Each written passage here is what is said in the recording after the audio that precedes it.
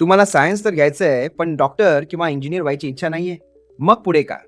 अनेकांना असं वाटतं, की सायन्स म्हणजे एकतर डॉक्टर किंवा इंजिनियर. पण हे अर्धसत्य आहे.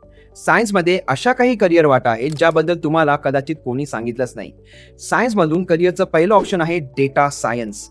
जर तुम्हाला आकडेमोड आणि कोडी सोडवायला आवडत असेल, तर हे आजच्या काळातील सर्वात महागडं करिअर आहे. दुसरं ऑप्शन आहे एव्हिएशन. तुम्हाला पायलट व्हायचं असेल किंवा विमानांच्या टेक्नॉलॉजीमध्ये तुम्हाला इंटरेस्ट असेल, तर सायन्स हाच पाया आहे.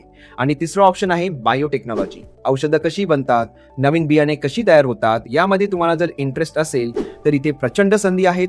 मित्रांनो, लक्षात ठेवा, स्पर्धा तिथेच असते जिथे सगळेजण धावतात.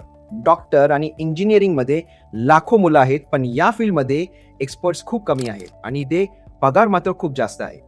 मग विचार करा, तुम्हाला गर्दीचा हिस्सा व्हायचंय की स्वतःची वेगळी ओळख निर्माण करायची आहे.